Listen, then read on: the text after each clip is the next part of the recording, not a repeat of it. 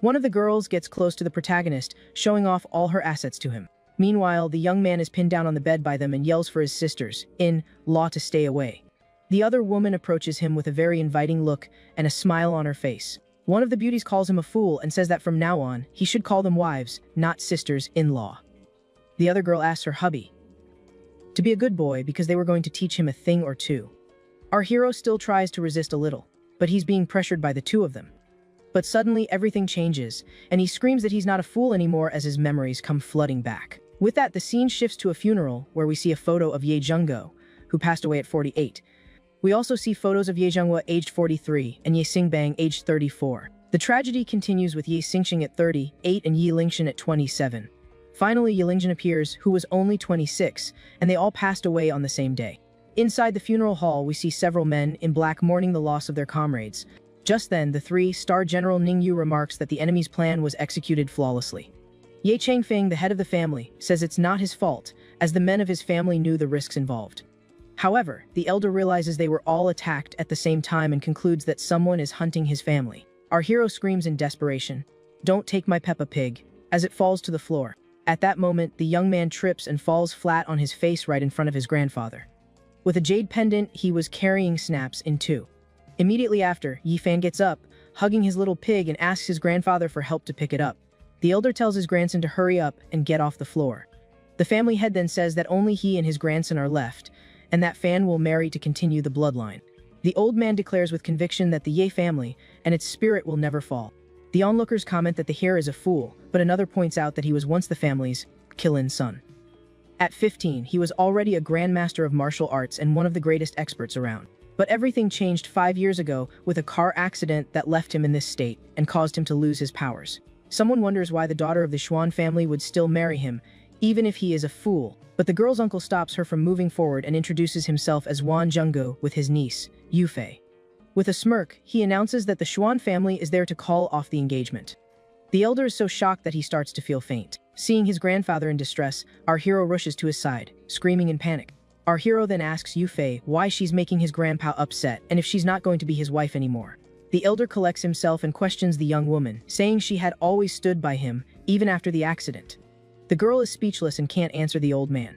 But her uncle chimes in, saying the Yi family is now just an old man and a fool, a far cry from what it was 5 years ago. Furious, the young man's grandfather says he now sees their true colors. Opportunists who kick people when they're down. The young woman then apologizes to Brother Fan, saying she can't marry him. Just then a female voice cuts in saying, "If you won't marry him, we will." Suddenly, the young man's two sisters-in-law appear in the hall, surprising everyone. The onlookers are shocked by their presence, commenting on how incredible the Yi family wives are. One of them introduces herself as the oldest sister-in-law of the Yi family, Yu Linglong. Then the other introduces herself as the seventh sister-in-law of the family, Su Yixu. The two then declare that, on behalf of all 7 sisters-in-law, they will marry Yi Fan to continue the family line. The protagonist's former fiancée and her uncle are completely stunned by this turn of events. The people at the funeral can't believe that the 7 goddesses are going to marry a fool like Yi Fan. Meanwhile, our hero is sandwiched between the two of them, complaining that he's getting really hot.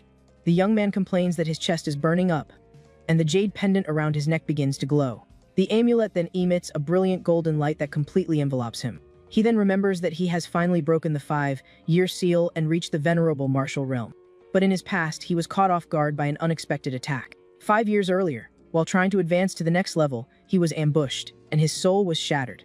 As a result, our hero was left completely wrecked on the ground after that surprise attack. By a stroke of luck, he had sealed 90% of his soul inside that jade pendant. The pendant contained treasures and scriptures that helped him train his soul all this time. But without any outside help, he had to wait 5 long years for the seal to break on its own. He now realizes that his uncles and brothers died on the same day he was attacked. With his soul restored, he swears he will find the culprits and make them pay with their blood.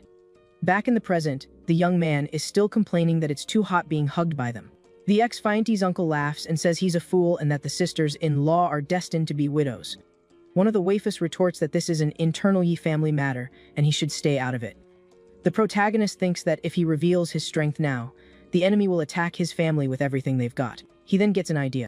He hugs his sister-in-law and calls her Big Sis, saying he wants to play. Yu Linglong then turns to talk to the young man's grandfather. She assures the elder that she is still his daughter-in-law and that he can leave the rest to her. The grandfather is moved by the girl's words and starts to talk about his grandson's ex-fiance. But Linglong interrupts him and declares that the engagement with Xuan Yufei is now null and void. The former fiancé is startled by the woman's assertiveness and apologizes timidly. Our hero thinks to himself that he won't chase after someone who abandoned him and that he will bring glory back to his family. Back in the present, Yu Linglong tells the other that they will take turns having lots of kids with little Fan. Squeezed between the girls, he says he has something to say. But seems they were dead serious about the matter and aren't about to let him get away. Far away, an extra informs Elder Zheng that the Ye family's funeral concluded without any issues. Inside a temple, the subordinate reports that the 7 sisters-in-law will marry Fan, and the boss orders him to take action. The evil master then tells the same person from the accident 5 years ago to handle it. The villain thinks that he doesn't mind letting him live, as long as he remains a fool. The villain grips the beads in his hand so tightly that one of them cracks. He then orders that if the young man does anything suspicious, he is to be eliminated without hesitation. After the ceremony, our hero's grandfather thanks everyone for coming and asks them to leave. However, Linglong says they want to marry Yi Fan to continue the family's bloodline. The elder is saddened by the situation and asks why they are doing this. The young woman states that the decision is final and that the 7 sisters will take turns accompanying him for 1 month each. She continues, explaining that they need to leave behind many descendants to avenge the Yi family. Yi Fan is shocked, wondering if they see him as nothing more than a baby-making machine. Suddenly, the oldest sister-in-law notices a fluctuation in the young man's aura and questions him about it. To cover it up, the protagonist acts like a child and shouts about revenge, making strange noises. The girl then pinches his cheeks hard to make sure he remembers her words. She reminds him that he was once a genius, and that he can definitely do it again. With a smile, she declares that the 7 pure maidens will follow him for the rest of their lives. But Yi Fan warns her that if she dares to disappoint any of them, he will hunt her to the ends of the earth. He realizes the immense courage it took for them to marry him, even at the risk of being judged by society. The young woman cries and begs him to get himself together to protect the family and avenge his uncles and cousins. Our hero promises that this debt of hatred will be repaid. Yi thinks her older sister is being too hard on him, since his mind hasn't fully recovered yet. But Linglong reveals that she has already contacted the saint doctor Lei Qianju to treat him. The grandfather becomes hopeful, thinking that with the saint doctor's help, perhaps his grandson can be saved. Our hero notices that his grandfather has internal injuries and needs urgent medical attention. To get their attention, he feigns excitement and says he wants to be treated by the doctor. Yixi hugs him and assures him that he will be cured and will have lots of healthy babies with her. Linglong starts caressing Yixu. She gets embarrassed and asks her sister to be gentle with her. Linglong then decides to proceed with the plan and tells Yixu to accompany Yi Fan for 1 month. As the young woman hugs him, the grandfather thanks them for everything they are doing for the family. The oldest sister-in-law says they are family and there's no need for formalities. The old man gives the boy a little nudge and warns him to treat the girl right or he'll never forgive him. Yi Fan thinks that his 7 sisters-in-law are now his wives and he's going to spoil all of them. But he knows he'll have to hurt their feelings for a while. Just as Yixu says she's going to take him back. At that moment, the woman mentions a business banquet hosted by Zhao Tianlong and says it's a good chance for him to get out. Hearing that name, the young man remembers the car accident from 5 years ago when he was attacked. He recalls the agonizing moments on the ground before completely losing consciousness. At that moment, he managed to see a man with a scar on his face right before he passed out. The protagonist then remembers seeing that same scarred man next to Zhao Tianlong at the funeral. With this, he concludes that the accident was linked to the Zhao family, and his revenge will start with them. The scene then shifts to the Xuan family residence where the young man's ex-fiancée lives. There, the woman's uncle scolds her for not being ready for young Master Xiao's banquet. The girl, with tears in her eyes, replies that she's not in the mood for any party. Her uncle gets angry and asks if she's still thinking about Yi Fan, telling her the Yi family is finished. Tired of arguing, the girl agrees to go, and her uncle tells her to get dolled up for the party. The man thinks to himself that she's young and needs to do this for the good of the Xuan family. Meanwhile, the young woman is on her knees, completely devastated. And with tears in her eyes, she thinks of the protagonist. Elsewhere, the protagonist's sister-in-law suggests he take off his shirt. The woman is impressed with his physique, even after not training for so long. Our hero then asks if his sister-in-law wants a touch, but she shyly denies it. She then tosses him a suit and says it's the formal attire for the banquet. The girl says he can't call her sister-in-law anymore, but Quaife, and he happily agrees. The young man pretends to be a child and celebrates, saying he's so happy with his new wife.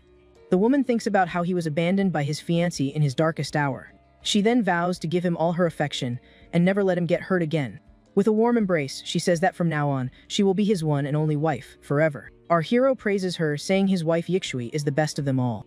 But suddenly, the woman starts to feel something strange, and her body begins to heat up. She cries out that her body feels incredibly hot and strange as she starts sweating profusely. Then, a golden energy begins to be drawn into the protagonist's body. Our hero realizes that his special ability is still with him after all this time.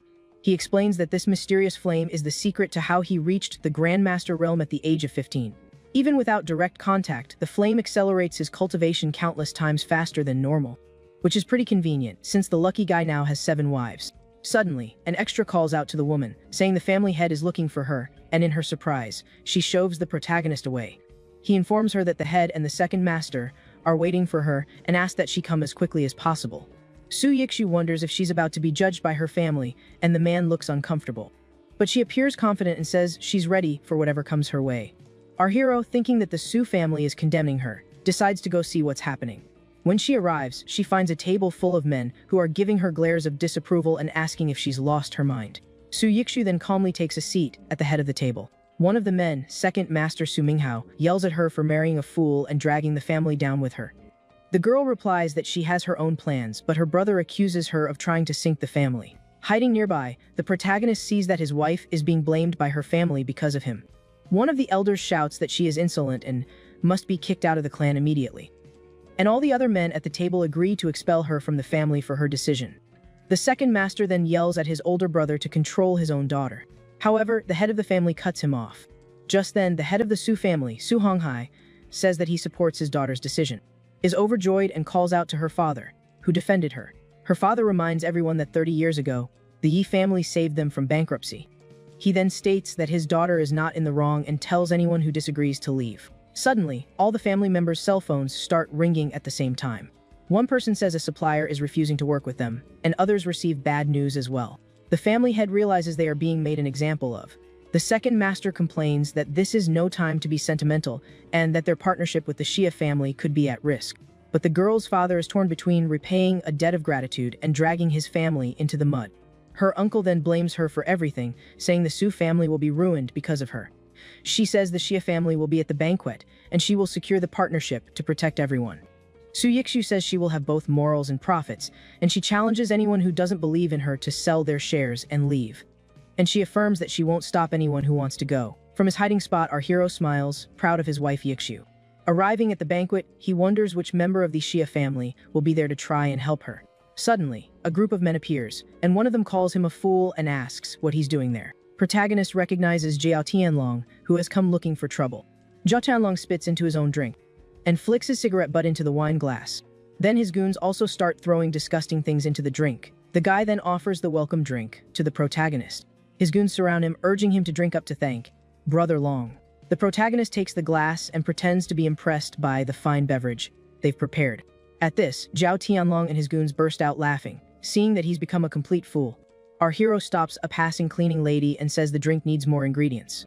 To everyone's surprise, he takes the dirty water from the cleaning lady's mop bucket and pours it into the glass. Xiao Tianlong and his friends film everything, eager to show the former prodigy drinking dirty mop water. But suddenly, the protagonist grabs Xiao Tianlong by the neck with a grip of steel, and says that good things are meant to be shared as he forces the guy to drink the concoction. The little playboy gags and vomits the disgusting drink onto the floor while his goons look on in disgust. Xiao swears he's going to destroy the protagonist for humiliating him like that. But Yifan plays dumb and asks if the drink wasn't good. He explains that his wife doesn't let him drink, so he was just returning the gesture of kindness. Our hero thinks to himself that dealing with a guy like this is a piece of cake. He's learned a lot in the last 5 years. The playboy orders his goons to beat our hero up. Just as the thugs are about to attack, a mysterious voice orders everyone to stop. Suddenly, Wang Fugui storms in, shouting and asking who dares to lay a hand on his buddy Fan. He wastes no time, grabbing the henchmen by their heads before they can even react. The big guy then smashes their heads together. The playboy in the pink suit is stunned, pointing a finger and stuttering as he recognizes the intruder, asking what the heck he's doing there. The newcomer introduces himself as Wang Fugui, Yi Fan's best friend, and firmly states that he's the one looking out for our hero now. Yi Fan recalls growing up with Fugui and how his friend always had his back during his years of, well, acting like a fool. He vows to repay that loyalty someday. The villains know Fugui is one of the city's top fighters and start whispering, scared to death of facing the behemoth. With 2 henchmen out cold on the floor, the playboy and his blonde friend decide it's time to make a run for it. But as he flees, the enemy thinks angrily that Fugui won't be able to protect the fool forever and swears he'll still steal his wife. With the threat gone, Fugui mentions he's already heard about all the drama that went down at the banquet. He immediately pulls Yifan into a bear hug, joking that 7 beautiful wives would drive any man crazy with joy. Our hero nearly suffocates in that tight grip, thinking indignantly that he's not that kind of perv as he tries to break free. Fugui insists that's exactly who he is, completely ignoring the guy's discomfort with the awkward situation. However, the big guy's expression suddenly changes, and his eyes narrow as if he sensed something fishy in the air. He leans in toward Yifan's chest and starts sniffing his suit. Fugui gives his friend a suspicious look, noting his aura has changed, and asks if he's recovered. Yifan thinks to himself, "This guy's too sharp." Yifan plays dumb with his usual clueless face while the big guy questions what he's doing there. Our hero then looks over his shoulder as something catches their attention. Just then, his stunning wife appears, complaining that her husband vanished while she was touching up her makeup and asks if he's okay. Fugui bows respectfully and promises his sister-in-law that he will protect Brother Fan with his own life as long as she's around. The girl smiles, relieved to see her husband has such a reliable bodyguard, and thanks him for his loyalty. Soon, all eyes turn to the stage where the announcer grandly introduces the arrival of Mrs. Xiao, the powerful president of the Xiao group. A presenter in a blue dress excitedly takes the microphone and asks for a warm round of applause to welcome the guest of honor. Su Yixu explains that she urgently needs to negotiate a partnership with the Xiao family and leaves her husband in the care of his giant friend for now. The president walks onto the stage, waving to everyone with a friendly smile, and his presence commands immediate respect in the luxurious hall. While applauding, the rival in the pink suit smirks, thinking that as soon as he closes the deal, the hero's wife will come crawling to his feet. The woman on stage seizes the opportunity and asks if his presence confirms that the partnership with the Xiao family is already a done deal. The executive replies with class, saying the market is vast and his company is open to proposals from all the major local groups. The villain is shocked by the vague answer, as he was certain the deal was already in the bag for his side. Excitedly grabs her husband's arm, saying her family still has a chance, but Yifan stares at the man on stage with a serious expression. Yifan tunes out the party around him because he feels like he knows that president from somewhere. President Xia's eyes go wide in total shock as he recognizes the face of the MC who saved his life in the past. The atmosphere grows tense, and everyone in the hall watches in disbelief as the big shot steps down from the stage and walks briskly toward our hero. He ignores everyone, his determined steps only stopping when he's finally face to face with our young Yifan. To everyone's surprise, the president takes our MC's hand gratefully and says he's finally found the divine doctor who saved him. The playboy from the Xiao family is furious at the sight, wondering why the heck such a powerful man would pay any attention to a simpleton. Unable to contain his envy, the villain interrupts, shouting that the president has made a mistake since Yifan is nothing but a half-wit. He gets closer, whispering that it's best if Mrs. Xia doesn't get involved with the Ye family because they're broke and drowning in problems. But President Xia isn't interested in gossip and yells right in the guy's face, stating with certainty that he has not mistaken anyone. He turns back to our hero and explains that 5 years ago, he was on the brink of passing away when he was saved by this brilliant young doctor. Jumps in, explaining that her fiancé was in a car accident back then, which is why he was left with some mental setbacks. The executive connects the dots and realizes the accident happened right after the rescue, which means his debt to Yifan is even greater. Determined to repay the favor, he ignores the villain and asks if Miss Su would accept an exclusive partnership with his company. The envious guy in the pink suit panics, warning that the Su family is blacklisted and that this could tarnish the Xia group's reputation. The president loses his patience and says that if it weren't for Yifan, he wouldn't even be alive today, so he isn't afraid of any threats. And to top it all off, he announces loudly that the Su family is now their one and only official partner, and anyone who messes with them will go down. The president keeps his promise, shaking Yixu's hand. She's so emotional she's close to tears, thanking him for this golden opportunity. The guests quickly switch sides, praising Yixu's foresight and remembering that the Yi family still holds a lot of power in the city. Meanwhile, the pink-suited playboy is seething with rage, wondering how that idiot always manages to ruin all his perfect plans. But the president winks at the young lady and tells her she shouldn't be thanking him, but rather her husband, who was the real reason for all this. Yifan puts on his best clueless face, pretending not to understand a thing, while his wife stares at him, blushing as she realizes he saved her. On impulse, she throws herself into his arms, thanking him affectionately. Yifan smiles, satisfied, and thinks to himself that all this pretending and humiliation is worth it just to see her protected. He soon lets her go and jumps to the president's neck, shouting like a child that Kunkel is a good person for helping. But in the middle of the hug, the old man whispers tensely that he did what he could but doesn't have the guts to offend the big shots behind the scenes. Ye Fan lets the mask slip for a second, and with a sharp gaze, he assures his ally that he did the right thing and won't be treated unfairly.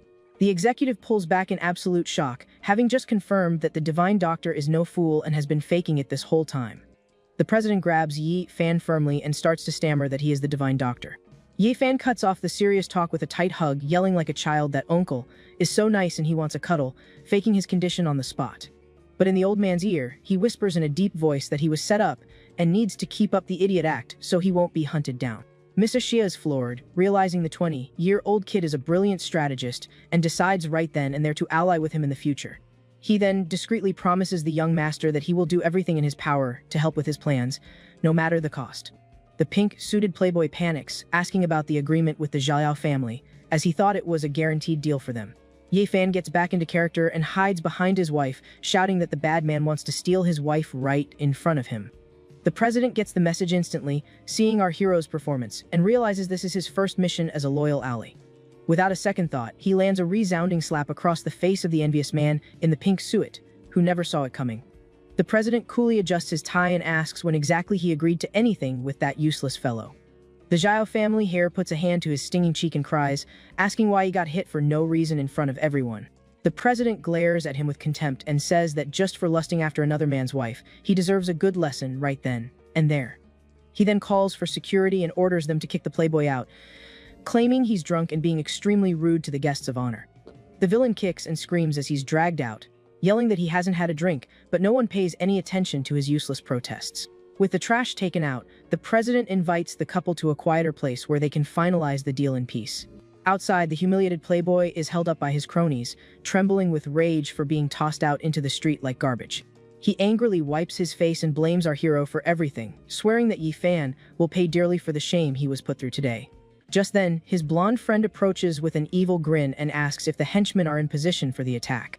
The villain confirms with a psychotic look that the trap is set and guarantees that our MC won't make it home alive tonight.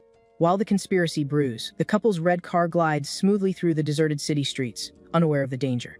Inside the vehicle, a curious silence fills the air as Xiao drives, unable to take her eyes off her husband. She watches his profile, illuminated by the night, and wonders in shock how she never noticed before just how handsome he is. The young woman's face turns red as a beet, and she feels her heart race, realizing she's completely smitten with him. Ye Fan maintains his cool, mysterious heartthrob vibe, exuding confidence and charm while totally oblivious to being admired. But he soon turns and breaks the ice by bluntly asking, with a hand on her thigh, if his wife is finding him very good-looking. Tries to play it cool, stammering, but our hero teases that if she likes what she sees, she can have an eyeful tonight. The girl's imagination runs wild, and she creates a crazy fantasy where she urgently needs to have a child with her innocent husband. She grips the steering wheel tensely, thinking how embarrassing it will be if she has to teach the little fool how to, make a baby. Noticing her agitation, Ye Fan places a hand on her thighs and transfers some spiritual energy, asking why she's so flushed. The magical touch has an immediate effect, and Xiao lets out a soft moan, feeling an intense and pleasant warmth spread through her entire body. The car skids on the road as she loses control of her senses from the euphoria of that steamy moment. Ye Fan notices his wife is acting strangely, and she feels a warm energy course through her body whenever she has intimate contact with her husband. Our hero becomes thoughtful and starts to suspect that the secret to recovering his monstrous powers is physical contact with her. The girl, however, doesn't care about any of that, and can only think that she's hit the jackpot, because now her handsome husband is all hers, forever. Completely in love, she hugs him and says that he belongs to her now, and that they urgently need to make a baby together. But the romantic mood is instantly shattered when Ye Fan's eyes gleam coldly, as he senses a deadly intent. He makes up a lame excuse, saying he needs to use the little boy's room in the bushes, and asks his wife to pull the car over immediately. She agrees, still a bit dazed, and our MC gets out of the car, waving with a goofy smile and asking her to wait a minute.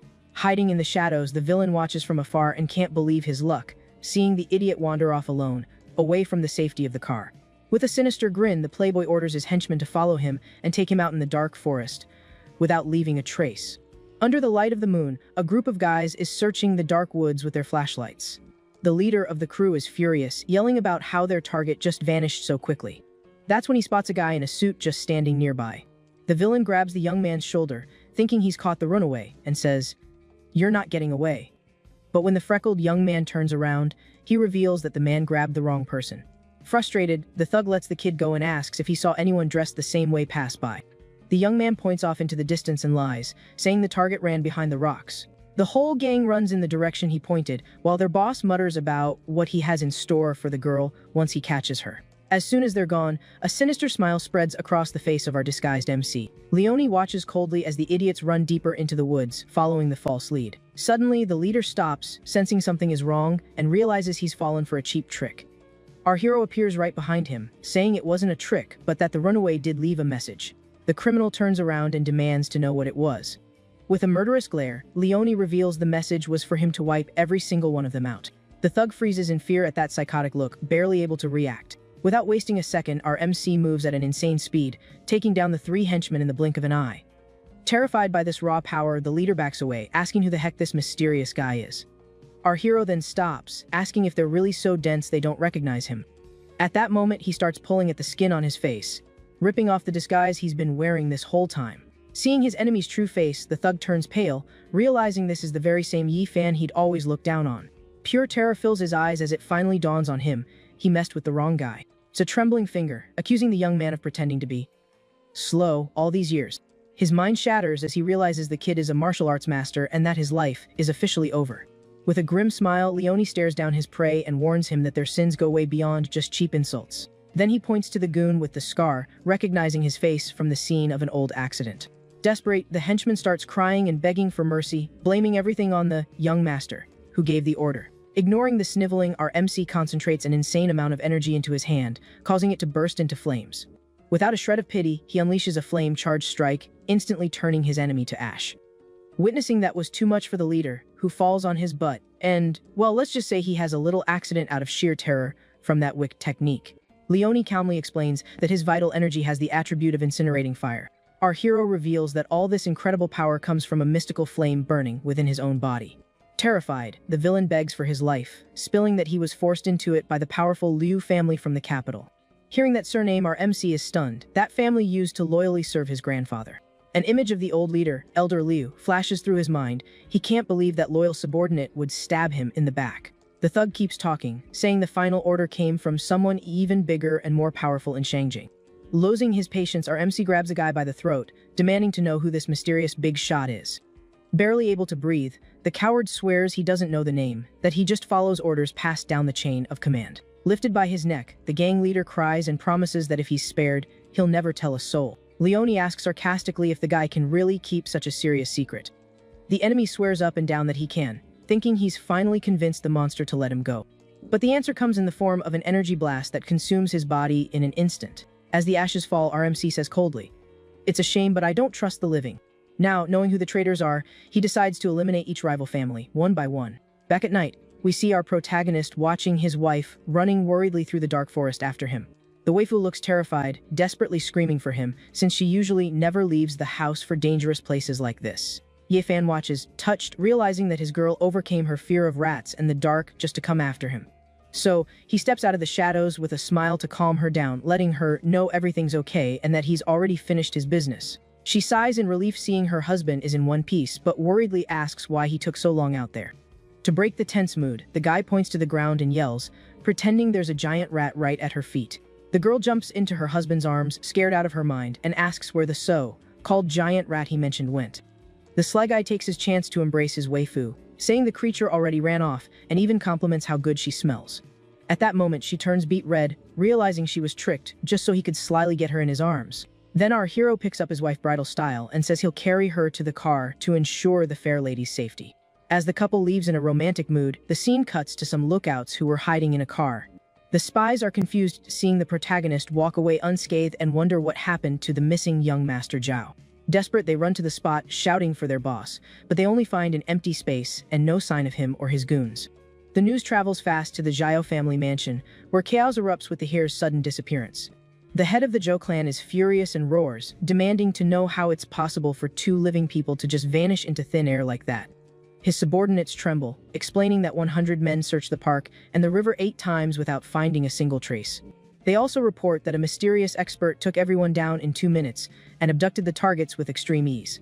Breaking out in a cold sweat, old Dicheng wonders if the Yi family hired someone or if the ghosts from 5 years ago have returned. He then screams orders for everyone to get back to the search and to report immediately if they find any clues. Walking down the hall, the villain laments the disappearance of his right-hand man and regrets not having gotten rid of Yi Fan years ago. Opens his office door. He freezes completely, because he sees someone sitting calmly at his desk, waiting for him. The villain points a shaky finger and yells in shock, demanding to know who the heck that intruder in his office is. Yi Fan gives a sinister smile and replies that he's the person the old man tried to get rid of 5 years ago. The old man is stunned as he realizes our protagonist isn't a fool and was actually playing dumb the whole time. The traitor then panics and tries to scream for his men to save him from this monster. However, an object slices through the air toward him before he can make any loud noise. At that moment, a pen flies through the man's hand, pinning him to the wall and making him scream in pain from the surprise attack.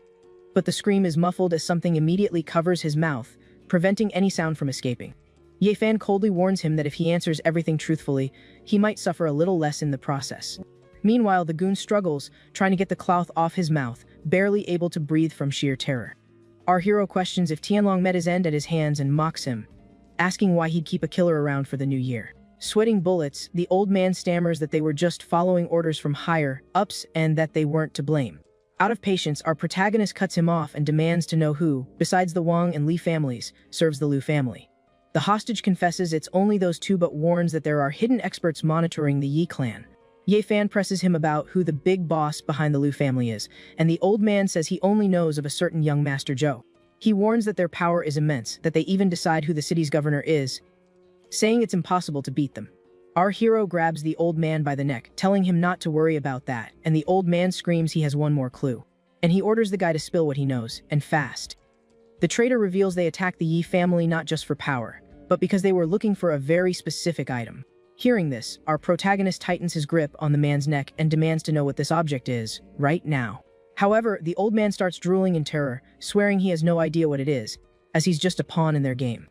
Yi Fan then loses his patience and says that if he doesn't know anything useful, then there's no reason for him to keep breathing. With a swift move, our hero releases a golden energy and eliminates the enemy on the spot, leaving no trace behind.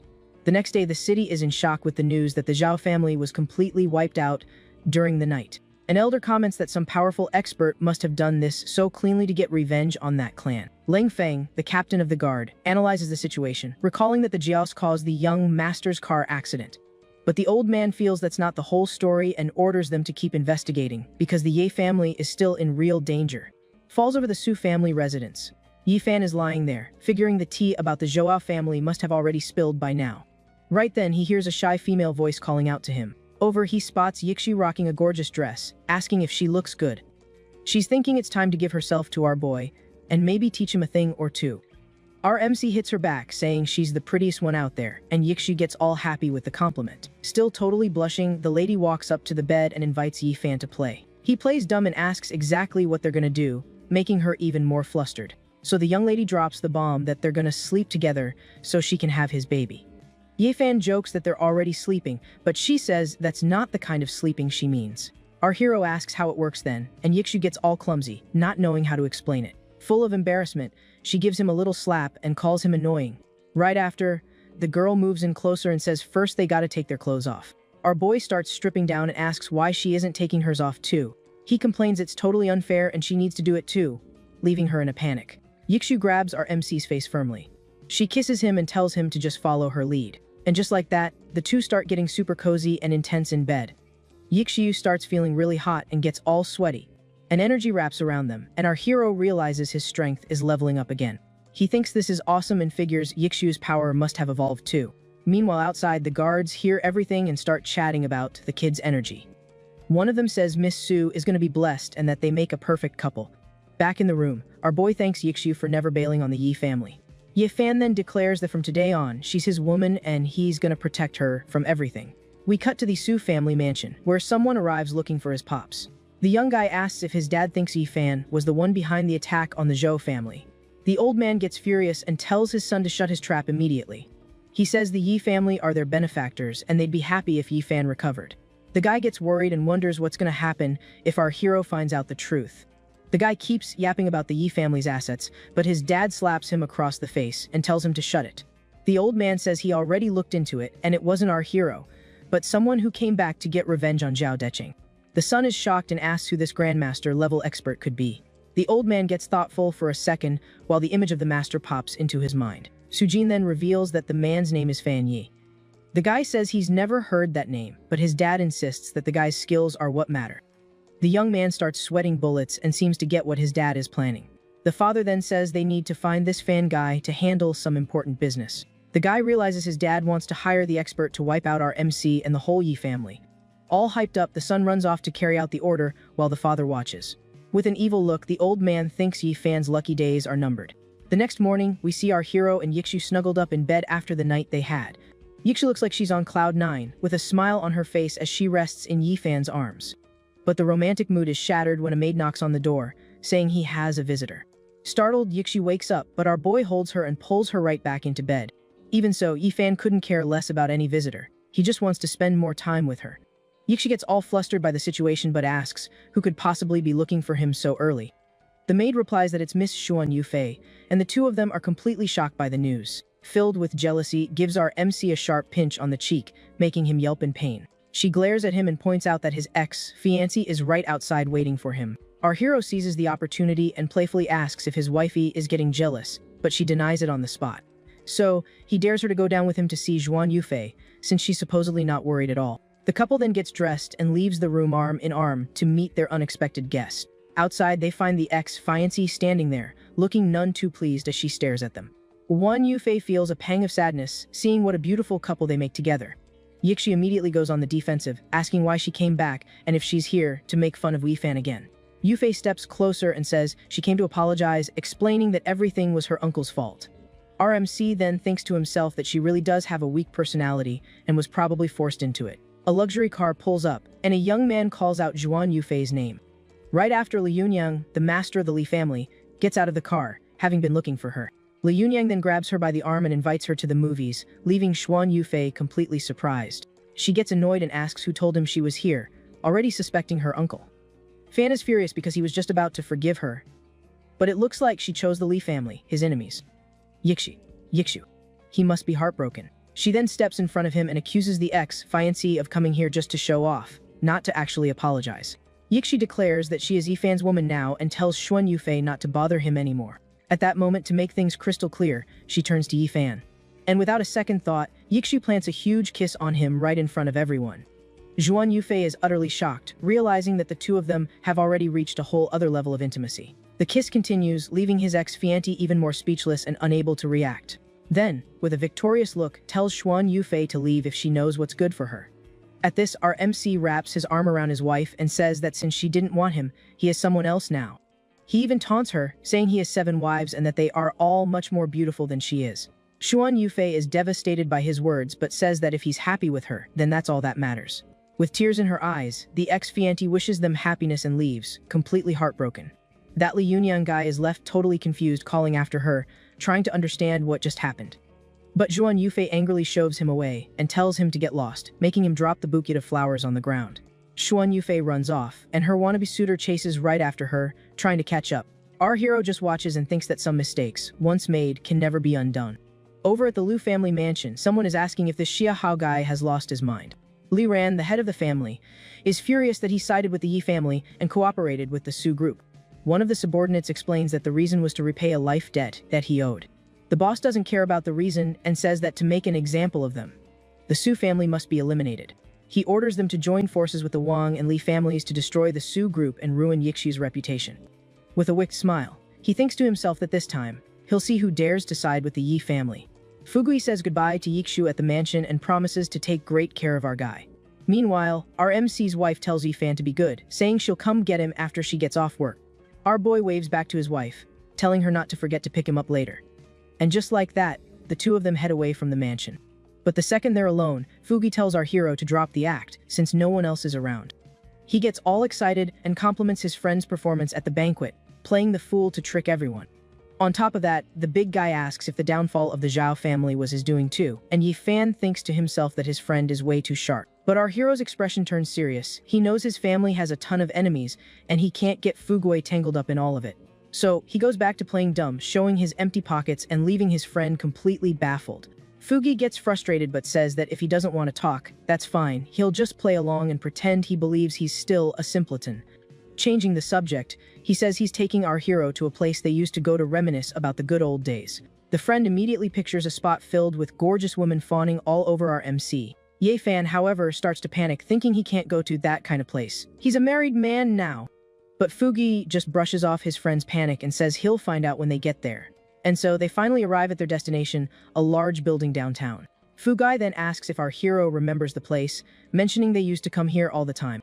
Ye-fan is shocked to realize they're actually at the city's underground black market. This place has 3 subterranean levels and is the biggest in the city, with all sorts of rare treasures that money can buy. Our boy gets all fired up, thinking this is the perfect chance to snag some sweet loot. Seeing this, Fugui smiles, his friend remembers the way, which proves he's truly made a recovery. But Ye-fan knows his friend is sharp and, despite his looks, has probably figured out his true intentions. With that, the two begin to walk through the crowded market. The big guy offers to buy whatever our MC wants, but he doesn't think there's any good stuff in this section. That's why he decides to use a secret art he learned, the strange demonic eye. This ability allows him to see the true essence of things, making it perfect for spotting hidden treasures. With his special eyes, he quickly spots a gem and a golden orb emanating incredibly powerful auras. That orb is a vitality pill, a rare item that helps one reach the Grandmaster level. Fugui picks out a purple crystal for Ye-fan's wife, but our hero thinks the pill is the perfect gift for his friend. So, our MC picks up a worthless-looking rock and pretends he wants to take it home to play with a kitten. The vendor then says that if he buys any other stone, he'll throw the little one in for free. The vendor thinks the rock is only good for propping up a wobbly table leg and that ripping off this simpleton will be a piece of cake. But our hero asks him to wrap up the rock along with another crystal, announcing that old man Wong is footing the bill. Fugui is confused and says his wife is going to be mad if he brings that useless rock home. So our MC reminds him of his promise, and his flustered friend reluctantly agrees to buy everything. A moment later, Ye-fan hands the black stone to Fugi and tells him that the gift is actually for him. However, as they're walking, they overhear a conversation about a powerful expert being hired to take down the Yi family. Our hero is both shocked and furious to hear this unexpected news about his enemies. Two guys are talking about what a shame it is the Yi family was completely wiped out for threatening the master. Our hero overhears this and, with a serious look, wonders if his enemies are already making a move again. But he thinks that now that he's awakened, he won't let the mastermind behind it all succeed. Seeing the change in his friend, Fugui gets worried and asks what's wrong. But Yeon goes right back to playing dumb and suddenly offers the rock he bought for his friend to try. Fugui immediately refuses, saying that's a rock, not a piece of candy, but our boy insists. So our hero tries to shove the rock into his friend's mouth, who begs him to stop messing around. And with the force of his bite, Fugui surprisingly ends up shattering the rock into several pieces. To his shock, he sees that a vitality pill was hidden inside that rock. This pill increases the chance of leveling up by 70%, and he wonders how it got in there. Suddenly, Yeon's phone rings, and his friend praises him for being smart enough to find the item. On the call is President Xiao, who wants to introduce some important people to our hero. Half an hour later, they're outside the Royal Hotel, and the president arrives for the introductions. He then introduces two members of the Xia family and a man named Li Hufer, let's call it shady business. This man is Li Hu, the kingpin of Cloud City's underworld, and he puts himself at young Master Yi's disposal. Then the president introduces Governor Sun Qian, who offers to help our hero with whatever he needs. But our hero keeps up the goofy act and tells everyone that his friend Fugui ate a rock. This makes the governor suspicious, and he thinks the whole situation is pretty weird. Fugui then plays along and thanks them on his friend's behalf, while our boy pretends he just wants more food. But the mood is shattered when a guy rushes in with bad news, saying that Wu Lolong's men are after Yixu. Hearing this, our MC's aura explodes with rage, sending everything on the table flying. His friend Fugui and President Xiao are in shock at the sudden change in attitude. Even Li Hu and the governor are startled by the pressure he suddenly unleashes. With a death glare, our hero gets furious and wonders how they dare touch his woman. Fugi is floored by this powerful aura and realizes his friend was faking it the whole time. Our boy then leaps from the table and yells that he's going to save his wife, Yixu. Immediately, President Xiao grabs his phone and orders everyone to mobilize and protect the girl. Meanwhile, on the city streets, we see Yixu's car being chased by several other vehicles. Inside the car, her bodyguards are tense because they can't seem to shake their pursuers. The girl, who's already injured, screams at the driver to keep going and not to stop for anything. All beaten up, Yixu yells that she'd rather face the end than be humiliated by those guys. Suddenly, her car is slammed into by another vehicle at high speed. The driver is furious and yells that the enemies rammed them on purpose. From the impact, the white car starts spinning uncontrollably in the middle of the street. And to make things worse, another car comes speeding towards them, and the bodyguard yells to watch out. They end up cornered in a dead-end alley, and the driver says she needs to get away. Refuses, saying it's too dangerous, her men insist, wanting to repay the Su family's kindness.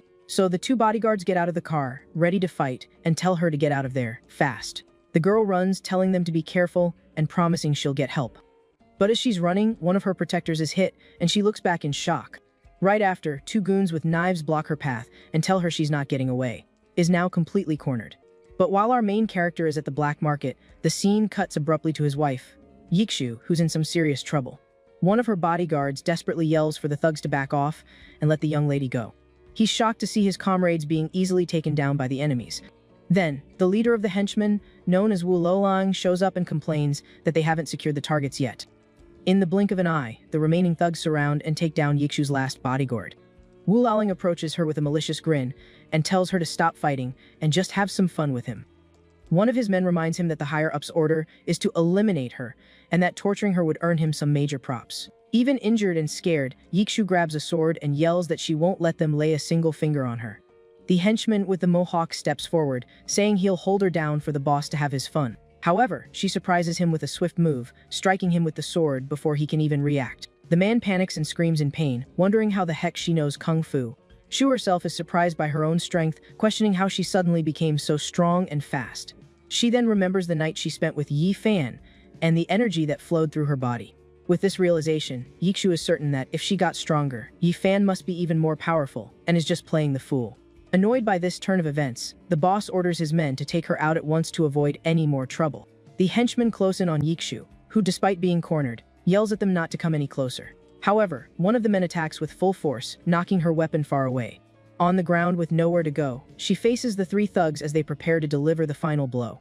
Tears in her eyes, Xiao mentally says goodbye to her beloved husband, Yi Fan. And just like that, one of the henchmen, with a wicked grin, delivers a final blow against the young woman. But suddenly, a familiar voice shouts for his wife not to be afraid, because he has arrived to save her. At an unbelievable speed, our main character appears and takes down all the thugs with a single strike. Xiao can barely believe what just happened, as the attack that was meant to end her life never landed. Soon she sees Yi Fan standing in front of her like a true hero who just saved her from danger. He hugs her tightly and asks if she's okay, and Xiao, still in shock, asks if she's dreaming. The young woman realizes he has awakened and is overjoyed, because now the Yi family is finally safe. Yi Fan smiles at her but thinks to himself that he can't reveal the whole truth about his recovery just yet. So, he goes back to playing dumb and asks what she's talking about, leaving Xiao confused. However, the leader of the thugs, Wu Lolang, recovers from the shock and furiously yells that he's going to finish them both off. Faced with the threat, Yi Fan's expression changes completely, revealing his true killer intent. Xiao's blade in hand, our hero gets ready for a fight. Acting like a furious child, he shouts that they're bad people and they're not going to hurt his wife. He charges straight at Wu Lolang. The brute is completely stunned by the absurd strength coming from someone he considered a fool. With a threatening glare, Yi Fan grabs the guy, showing that playtime is over. He then throws the leader of the thugs and yells for all the bad people to get lost.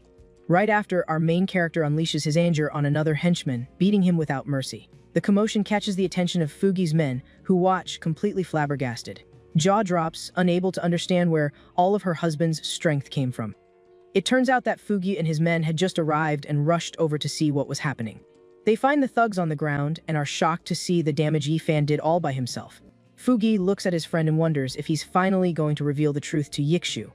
However, the young woman believes he hasn't regained his memories, but simply acted on instinct to protect her. Understanding the play, Fugi gives him a thumbs up and thinks about what a great actor his buddy is. Yi Fan scolds him, telling him to quit messing around and help him with something important. So Fugi grabs one of the villains and demands to know who gave the order to attack his sister-in-law. Terrified, the goon confesses that the young Master Wong hired them to attack Xiao and begs for his life. Upon hearing this, Yi Fan becomes furious, as he knows the Wong family works for the Liu family, his greatest enemies. Our hero realizes the Liu family attacked to crush the Yi family once and for all. He figures out that just taking down the Xiao family wasn't enough. Worried, he pulls Xiao into a hug and asks if she's alright. The panicked girl begs him to save Captain Xiao. Yan points to the injured, and Fugui shouts for them to be taken to the hospital. And just like that, they get there in a flash.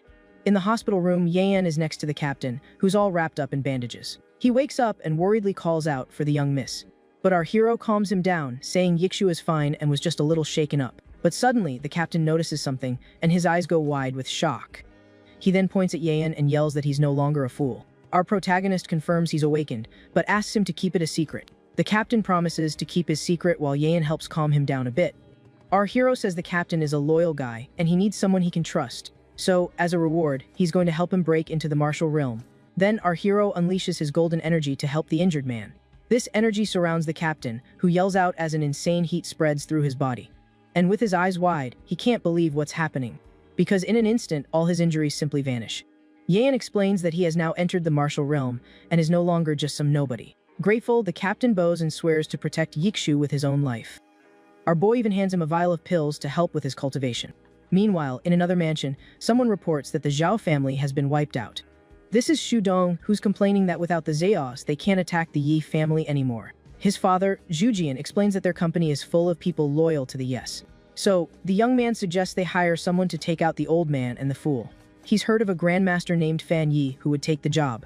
The father is worried, but Zhu Dong assures him that Fan Yi is discreet and will get the job done. Back at the hospital, Yan is walking down the hall when his phone pings. And on the screen, a message addresses him as Mr. Fan Yi and gives him a new mission. Our hero is surprised they've already figured out his identity as Fan Yi. His eyes then flash with pure fury as he reads the mission details. Because the job is simply to eliminate himself and his grandfather from the Yi family. So, he accepts the job and sets up a meeting to collect the 1 billion reward, and decides it's time to collect another debt. The scene then cuts to a swanky nightclub in the middle of the city. Inside is Wang Xiao, the head of the Wang family, kicking back with a couple of girls. However, a goon shows up with the news that Wu Lolong failed to grab Su Yikshu. Wang Xiao flies into a rage, kicks the table, and calls his men useless pieces of garbage. The underling explains that it was Yan who showed up and took care of Wu Lolong. The villain says that fool is a nobody, but now they can't mess with the Su family anymore. But the conversation stops when they notice a stranger has entered the room. A Wang Kao yells annoyed, asking who the intruder is and who let him in. And our protagonist, with a smirk on his face, says he's come to volunteer for a little job. So, Wang Kao starts screaming, asking who the intruder is and who let him in, furious that this is happening with his men right there. With a sinister smile, our MC says the guys outside have already been taken out by him, which makes Wang Chao wonder what the heck is going on. The Wang family boss and his goons are completely shocked, and the villain demands to know who he is and what he wants. Our boy then gets closer, smiling, and tells Master Wang not to be alarmed, because he's there to help take down the Su family. Our MC says they might have already heard his name, and he introduces himself as Fan Yi. The goons then realize he's the Grandmaster who wiped out the Zhou family. Wang Chao is overjoyed and says it's great to have Grandmaster Fan on the case, asking what he wanted in return. With a serious look, our MC asks for 2 billion and says he can make the Su group disappear from this world, which leaves Wang Chao floored. The Wang family boss yells that 2 billion is way too much, since the clan's total worth is only 10 billion, so he asks how he could possibly get that kind of money. Our hero gets furious and asks if they're trying to insult him by not having 2 billion. One of the goons begs the Grandmaster not to get ahead of himself, saying they wouldn't dare. Wang Kao then remembers that Chairman Liu, from the provincial capital, promised that if they eliminated the Su family, the Su group would be theirs, so 2 billion wouldn't be such a high price after all. However, he breaks into a cold sweat, wondering if the Liu family would actually keep their promise, or if Fan Yi would pull the same stunt on the Wang family that he did on the Jaos. With that in mind, he decides to head home to raise the money, figuring that having a Grandmaster make a move was an honor, and the best tactic out of 36 was to just bail. But before he can even leave, something flies by his face at high speed, scaring the daylights out of him. He realizes the object was a plastic straw and hits the floor, apologizing to the Grandmaster, admitting he was wrong. Our MC calmly sits down and says it's a good thing he knows he was wrong. Our hero coolly places the straw in his glass and warns him that he has exactly 10 minutes to get the cash. Sitting on the couch cool as a cucumber, he orders that the money must be raised right here, right now. The desperate villain calls his dad, screaming and asking for an urgent 2 billion because he just hired the dangerous Grandmaster. As Wang rushes his dad on the phone, our MC smirks, thinking he'd never forgive anyone who messed with his wife. The phone dings, confirming the transfer, and the coward asks, trembling, if the money went through and if he can leave now. But Yifan gives him a terrifying smile and says there's no rush, his business might be settled, but our hero's isn't. Suddenly, he starts peeling the skin off his own face, leaving Wang Chao confused and asking what he's doing. Revealing his true face, our MC says he's here to settle the score for them trying to take out his wife. The villain hits the deck in shock as he recognizes Yi Fan, screaming in despair as he realizes he was just playing dumb all this time. Breaking into a cold sweat, he remembers that 5 years ago, our hero was already a monster, and now he seemed even more powerful and invincible. On his knees, he begs for mercy, saying he was just following orders and swears he'd work like a dog for the young master. With his eyes glowing red, Yi Fan replies that he doesn't need slaves, but he will borrow something from him. Full of hope, the coward says he'd lend him anything and give him whatever he wanted to get out of there alive. The mood gets heavy as a shadow covers our MC's face, and he finishes his sentence, saying what he wanted was to borrow his life, and just like that, our hero delivers a fatal blow, taking out the enemy without a shred of pity. Even in his last moments, Wong Cho curses our hero for fooling everyone with his act. Swearing he won't let it go, he tries to make a call to Lu Ran of the Lu family to get revenge. However, our hero spots the guy's sneaky move and watches him with a furious glare. He then grabs him by the neck, tossing him into the air as the cell phone clatters to the floor. Yi Fan says he's still trying to pull tricks and unleashes his energy, completely disintegrating him. In an instant, the villain is reduced to ashes by our boy's powerful technique. With the gang leader eliminated, our hero wastes no time and gets ready for the next ones. He turns to the goons and warns them that now it's their turn, as they all beg for their lives. Ignoring their pleas for mercy, he crouches down amidst the villain's ashes. Our MC picks up the cell phone that had fallen to the floor, with the call still active. He looks at the device's cracked screen and quickly types something before moving on. Then, our boy lets the phone drop to the floor and walks out of the room without looking back. Far away in the Wong family mansion, Chairman Wang Zhong receives a message. He becomes furious upon learning that his son has been kidnapped and orders everyone to get ready to rescue him. With a look of pure hatred, he swears he'll find out who was responsible for kidnapping his only heir. At the hospital, our hero asks his wife Yixu if she's awake yet. She soon opens her eyes, still a bit confused by everything that happened. Yi Fan hugs her tightly and says he's so happy she's okay. This surprises the young woman, and she calls out her beloved's name. She finally remembers that it was little Fan who saved her from the thugs. On top of that, she recalls the scene and thinks about how handsome he looked in that moment. Meanwhile, Yi Fan says the doctor told him she just needs to rest for a bit. But the girl touches his face and tells him she can't go home just yet. The company is about to launch a product, and she has a ton of work to do. But right after, she picks up her cell phone with a very serious expression. However, she receives the news that her product's formula has been leaked. To make matters worse, a man walks into the room saying he just got the news too. He then shows her his phone, revealing a live broadcast. On it, the Lee family is presenting a beauty pill they've been researching for years. Seeing this, Yixu is outraged and calls them shameless crooks. Yix laments that the company poured all its resources into that formula, and the business was counting on it to get back on its feet. Chairman Xia says that many partners have boycotted the group, and without a good product, the company won't last much longer. She wipes away her tears and decides she needs to do something to save everyone. She then announces she's going to the company and leaves Yi Fan with Chairman Xia as our hero tries to call out to her. Our boy thinks to himself that it's just a pill formula and that any recipe he could pull out of his head would already be incredible. However, Xia asks how she would ever believe him, and Yi Fan knows that to everyone else, he's still just a fool. But suddenly our MC gets a brilliant idea to solve everything. He remembers that Linglong wanted a doctor to treat him, and Dr. Lei Qianju is a big name. With a confident smile, he says there won't be any problem at all in convincing the doctor. Just then, his cell phone starts ringing, and he answers the call. On the other end of the line, his ex-fiancée, Yu Fei, is crying and asks for a favor, and he wonders why she sounds like this. Ye Fan then asks what happened and who bullied her, because he'd beat them up to defend her.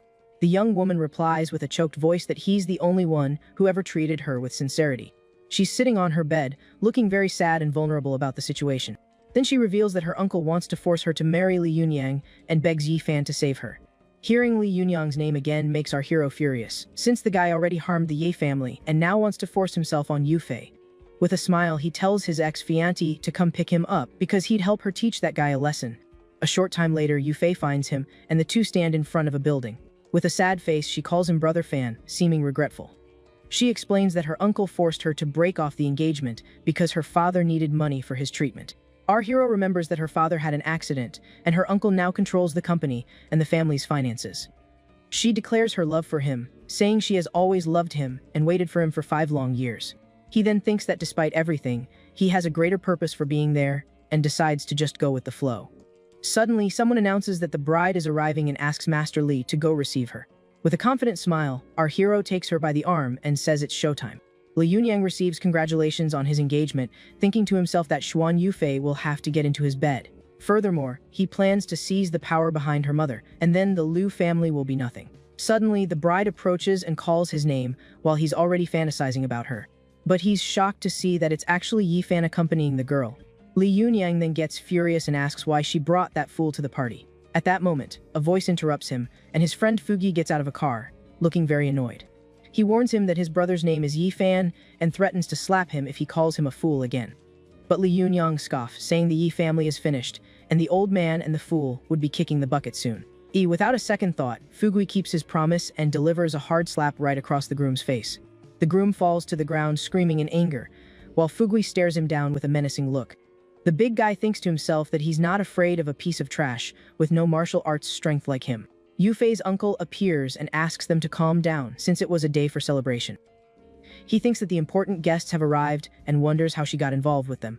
The uncle tells them to stop the commotion and go inside to sort things out with the guests. But before that, he glares at Yufei and warns her to think very carefully about what she was doing. In the party hall, the announcer says the couple is entering, and everyone turns to look. However, the guests wonder why the fool from the Ye family is with the bride. The gossip starts, and everyone comments that the Li family is being completely embarrassed. The groom's father then questions Yufei's uncle, who claims to know nothing. With that, the uncle goes up to his niece and asks what she thinks she's doing. But the young woman completely ignores him, as she is determined to go through with her plan. He gets irritated and tells her to apologize to Master Li for her ignorance. However, she and our hero walk up to the stage, and she announces that she has something to say. There, she reveals that the idea to break things off with the Yi family came from her uncle. Furthermore, Yufei says they are childhood sweethearts and asks for everyone's blessing. Our MC thinks that if she'd had this courage before, she wouldn't be in this situation. At this, the groom, Li Yunyang, becomes furious and crushes the flowers he was holding. Then he screams, asking how she dares to ask for a blessing with another guy at their engagement party. The guests comment that the Li family is going through a major humiliation with this betrayal. The tension is so thick that someone even drops a wine glass, shattering it on the floor. The groom's father is furious and demands an explanation from Yufei's uncle for the humiliation. The uncle tries to calm things down, saying it's all just a misunderstanding. He turns to his niece and yells that she's getting herself into huge trouble. But Yufei says she has thought it all through, and marrying the groom he arranged would be the real huge trouble. She looks at our hero and says she brought him so that everyone would know the truth. Crying, she declares that she will love him forever, even if he's a fool for his entire life. RMC thinks that she's trying to use this chance to climb the ladder of power, but it's too late. The groom Li Yunyang is speechless at the couple's audacity and spits on the floor. Furious, he calls them an adulterous couple and orders his security guards to grab them. He yells that if he doesn't teach them a lesson, the Li family will lose all its standing in the city. Li Yunyang gets annoyed with Shuan Yufei, saying he treated her well, but she insists on sticking with some loser. But before he can get another word out, he gets rocked by a powerful punch. The force of the blow sends him flying backward with no chance to react. Wang Fugai shows up and warns him that he'll get a fistful every time he insults RMC. The guy's dad jumps in, yelling at Wang Fugai that not even his own father would dare disrespect him. The old man orders his men to teach Fugui a good lesson. Ye Fan notices the goons are tough and worries his friend might not be able to handle them all. But a new guy arrives at the party and asks why they can't just talk things out. The playboy's dad gets angry at the newcomer's audacity.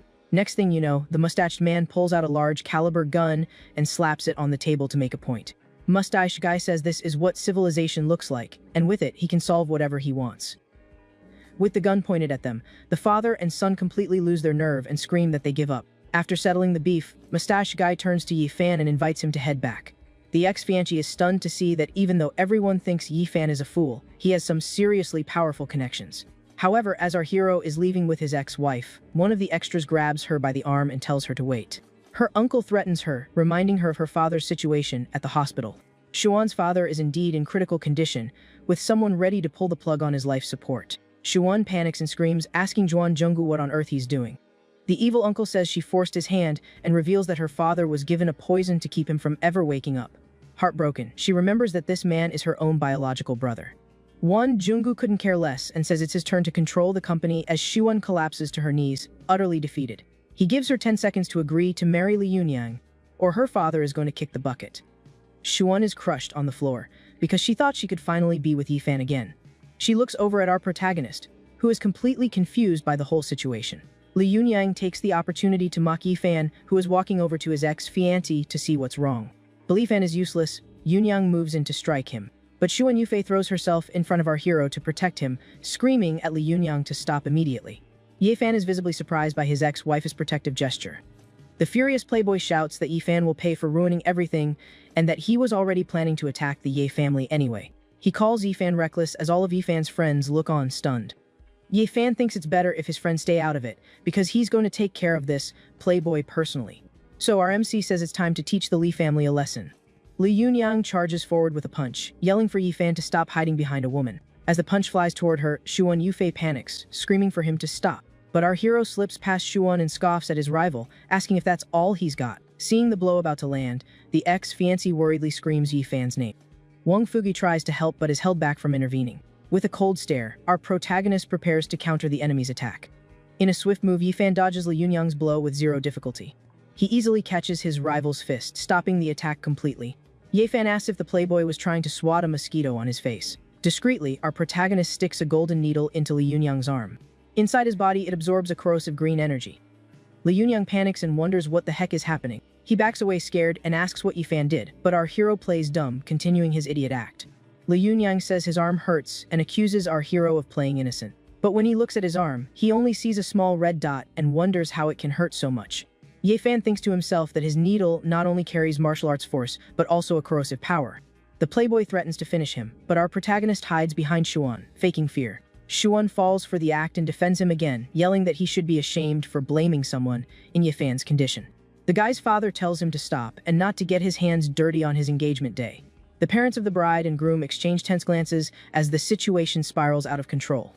Won Jungyu approaches his niece and warns her that the 10 seconds are up and she needs to decide. She says she won't marry him because she believes in Yi Fan, but her uncle reveals that the Ye family will be destroyed with her father's passing. Plus, he can't guarantee our protagonist's safety. Hearing the threat, Xuan gets desperate and decides not to drag our protagonist into this mess. In despair, she drops to her knees and cries out that she'll get married, begging them not to hurt anyone. The uncle smiles victoriously and tells her to explain her decision to all the guests present. So, Xuan gets up and goes with her uncle, leaving our protagonist behind, completely lost. With tears in her eyes, she looks back and apologizes, saying she has no other choice, and that she's making the same mistake all over again. She asks Yi Fan's friends to get him out of there safely. Xuan says she has no luck and that she and our protagonist are just not fated to be together. As she walks away, Yi Fan's friends watch him, unsure of what to do. With a serious expression on his face, our protagonist seems to be plotting something. Suddenly, he points at Li Yunyang and yells that the guy is sick and can't get married. Then our hero turns his back and says the situation isn't fun anymore because someone's about to check out permanently. Juan Jungu calls him a fool and says all he can do is make sarcastic remarks. Wang Fugai asks if they're just going to let it go, but the other friend trusts that with Yi Fan's skills, the rival is already toast. On stage, Xuan Yufei apologizes to the guests, saying she lost her composure. The strong friend shakes Yi Fan and says if he gives the word, he'll go grab Xuan right back. But our protagonist ignores him and calmly starts a countdown from 3. When the countdown hits 1, Li Yunyang's expression on stage changes to pure terror. Suddenly, the playboy drops to the floor like a sack of bricks, foaming at the mouth and scaring everyone. His father runs over in a panic, screaming for an ambulance. Li Yunyang is on the floor, convulsing and foaming like a sick dog. Wan Jungu checks on the little playboy and announces in shock that young Master Li isn't breathing. With a victorious smirk, our protagonist finishes his countdown at 0. Then Yi Fan turns and starts to walk away, leaving Xuan Yufei completely baffled. He looks back and gives her an koke, sign showing her it was all part of the plan. Suddenly, a major named Guo Fei rolls up with his soldiers and tells everyone to get out of his way, like right now. But the old man stops him, saying it's a private wing, and no one gets in without Yi Fan's permission. The major gets totally furious, and his men aim their guns as he asks the old guy if he's got a death wish. The old man doesn't even flinch, saying they're not getting in unless they show some proper paperwork. Just then, the major starts sweating bullets because he's only there to intimidate them and has 0 official documents. So, he bluffs, claiming it's a secret operation and warning them that if they don't move, bullets don't play favorites. Hearing this, the head of security orders his men to arm themselves, ready to see just how far these soldiers are willing to break the law. Right on cue, our MC shows up, looking surprised to see so many soldiers. Yi Fan walks up to a soldier and, in his best fool act, innocently asks if the gun is real. The soldier gets annoyed with Yi Fan's attitude and yells at him to get out of the way immediately. Our protagonist then fakes a stumble, letting a gold coin slip out of his pocket. The coin rolls across the floor, revealing an engraving of an animal and a few stars on it. One of the soldiers kicks the golden coin away. The major looks down at the coin on the ground and wonders what it is, as it seems oddly familiar. One of his soldiers picks it up and describes it as having a turtle engraved on it, along with 4 golden stars. The soldier scoffs, saying it must be a toy the idiot found in the trash, and gets ready to toss it. Seeing this, the major goes into a full-blown panic and screams desperately, trying to stop his subordinate. Ina flavs to the ground and manages to snatch the coin just before it lands in the trash can. He realizes it's the command symbol of one of the 4 celestial kings of the Xuanwu war zone. The soldier asks what's gotten into him, but the major remembers the coin fell from Yi Fan's pocket. At that moment, it all clicks that, fool, is actually one of the 4 celestial kings of Xuanwu. Without a second thought, the major immediately drops to his knees, leaving his soldiers completely baffled. He pays his respects to the Celestial King, saying they deserve 1,000 deaths for the offense they've committed. Hearing this, all the other soldiers hit their knees too, begging the Celestial King for forgiveness. Yifan watches the whole scene unfold with a faint smile on his face. Our MC keeps up his act, asking why they're kneeling so early for New Year's.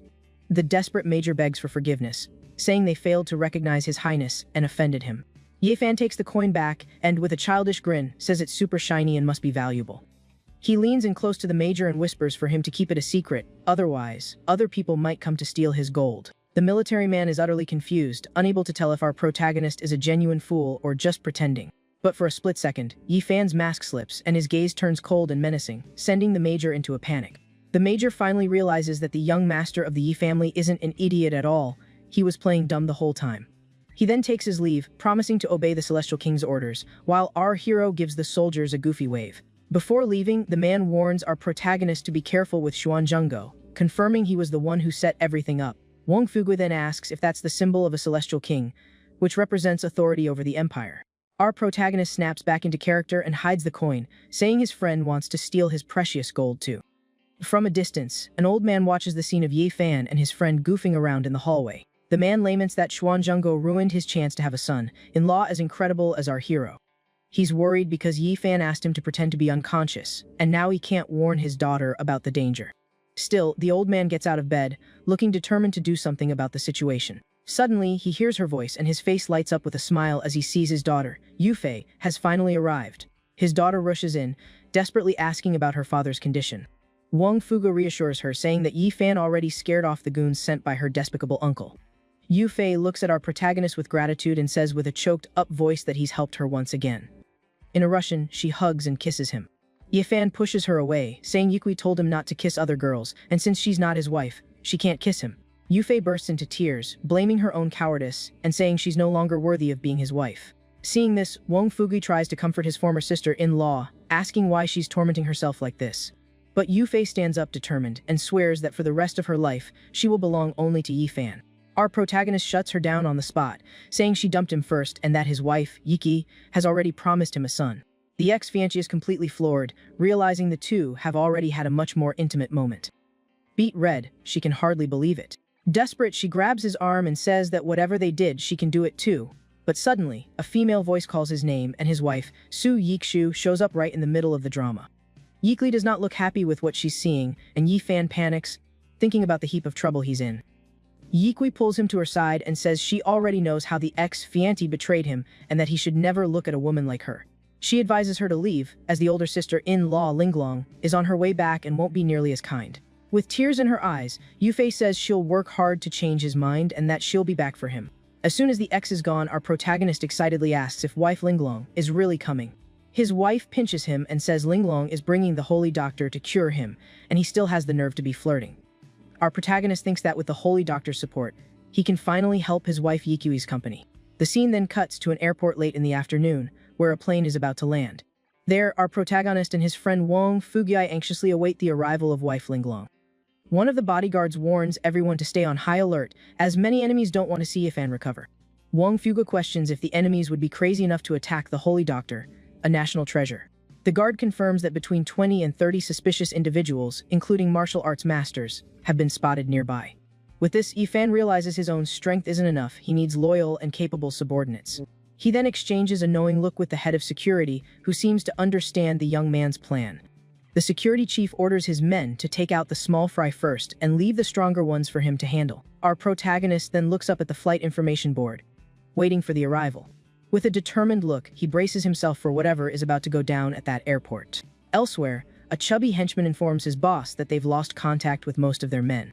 The boss then asks how many are left, and the henchman replies that there are only 3 of them left in total. Furious at their incompetence, the villain slaps his subordinate, calling him useless trash. The chubby henchman holds his face, terrified, and begs his boss not to be angry with him. The villain says there's no more time to waste, and that the holy doctor is about to deplane. He orders his henchmen to hold off Yifan's group, while he takes care of the holy doctor. He thinks to himself that the cabinet elder ordered the holy doctor to be stopped at all costs. Just then, wife Linglong and the holy doctor finally appear, walking out of arrivals. The villain plans to intimidate the national-level master first to force him to back down. But he warns that if the doctor insists on saving Yi Fan, he will take him out without mercy. Our protagonist points to the crowd and tells his friends that they're finally coming out. Wong Fugui then faces down the henchmen and asks if they really have the guts to interfere with their plans. Just then, the chubby henchman and his skinny partner step in front of them with smirks on their faces. Our hero's friend recognizes them, and his expression turns dead serious. Without warning, the chubby guy throws a powerful punch straight at Wong Fugui. The big guy is caught by surprise and curses the sneak attack as he dodges. The punch is so powerful it cracks a pillar, but he manages to hold his ground. He's shocked to realize the chubby guy is in the martial control realm, nearly on the same level as him. Taking advantage of the distraction, the skinny partner attacks from above with a super powerful kick. But he barely recovers from the kick before taking another punch that leaves him pretty dazed.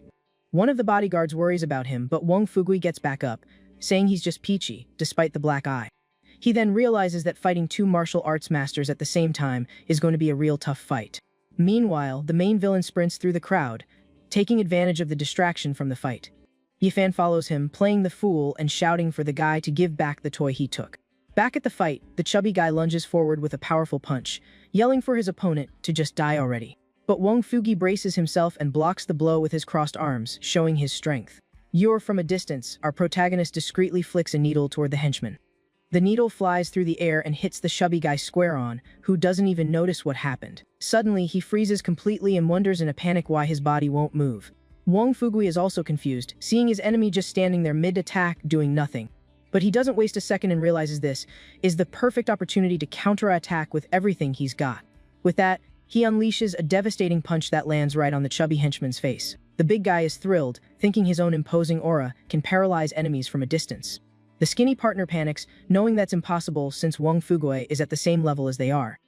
Grin, Wong Fugui turns to the skinny henchman, who is terrified by his aura. The henchman panics and screams for the big guy to stay away from him at all costs. But it's no use, and a moment later he's on the ground, all beaten up and unconscious. Wong Fugui brags that it couldn't be helped, and that he got stronger again from that little scuffle.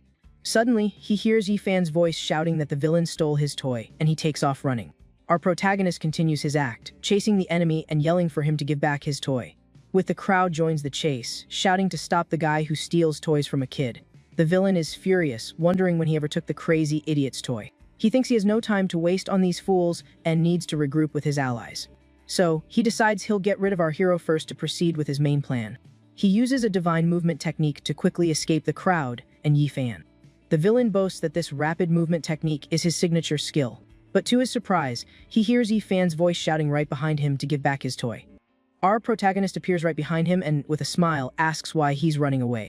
The enemy realizes he can't get distracted, as his real targets are about to get away. The villain cracks a sinister smile when he sees his target, Old Master Lai, is right in front of him. But before he can do anything, our protagonist grabs his leg, stopping him in his tracks. With that, the enemy trips and falls flat on his face, right in front of Linglong and the Holy Doctor. Our protagonist, still acting, says he finally caught him and tells him to give back his toy. Is completely shocked to see him there, and asks in surprise what Yi Fan is doing at the airport. Yi Fan grabs the villain's wrist tightly and gives him a cold stare. The enemy screams in desperation as he feels his cultivation being drained away. He wonders how his power dropped from the Grandmaster realm to martial control in a single second. So the guy grabs our hero and asks what he did to him. But Linglong shows up, furious, and yells at the villain to get his hands off her man. With that, she lands a powerful punch on the dude. Lying on the ground, the enemy asks if she has any idea who's backing him. But he figures that as long as he's alive, he can get revenge, and decides to fall back. Suddenly, his face starts twitching, and he feels an immense pain. Linglong watches the guy lying unconscious on the ground. She's surprised because she only used her peak strength, and he's already out for the count. Our guy then explains that his level dropped, so he couldn't handle a hit from a Valkyrie. The saintly Dr. Lei Qianzhi realizes that a lot of people don't want to see the Ye family at peace. Just then, a new enemy appears and threatens the old master, telling him not to treat Yi Fan. Linglong turns and screams desperately for Master Lei to watch out. The saintly doctor gets furious, saying that a bunch of trash isn't going to give him orders. He then unleashes his power and says the Yi family has suffered because of people like them. However, the villain in the floral shirt pulls out a glowing dagger and says the old man shouldn't have gotten involved. Master Lei is shocked when he sees the color of the blade and realizes it's poisoned. Right after, the enemy lunges forward with a sinister smile, yelling that it's too late to dodge. Because of this, the doctor thinks that with so many attacks at that speed, he's a goner. Linglong screams in despair, wondering if there's no hope left for Yi Fan. But suddenly, our hero fakes a stumble and pushes the villain, complaining that someone bumped into him. With that, the guy in the floral shirt is thrown right into the path of his own poisonous attack. He screams in terror as he realizes he's about to be hit by his own technique. The purple energy courses through his body as he recognizes the ultimate technique. And so, the villain falls to the ground, barely able to say that this is impossible. Meanwhile, Master Lei wonders how their trump card was defeated so easily. Our MC then points at the fallen guy and asks why he doesn't want to play anymore. The doctor looks at Yi-Fan, suspecting he might have been responsible for the whole thing. Right after that, Linglong pulls our guy's ear hard. She yells, asking if he's already recovered, and if he dared to fool her this whole time. Meanwhile, our hero thinks to himself that he knew she wouldn't be easy to trick. So he hugs her and complains that she's being so mean to him. He asks why she pinched him since she came back to sleep with him. Linglong gets super embarrassed and tells him to stop talking nonsense in front of everyone. She thinks to herself that he's still a goofball for saying something like that in public. She then introduces Yi-Fan to Master Lei and asks him to treat him. The doctor agrees and says they need a quiet place for the examination. And so, the scene changes to a mansion at night. Inside, Master Lei asks the young master to hold out his hand. The old man treats him like a kid and promises to give him candy later. But when he tries to take Yi-Fan's pulse, our hero grabs his hand first. With a serious look, he says the doctor's pulse is fast and that he was drinking last night.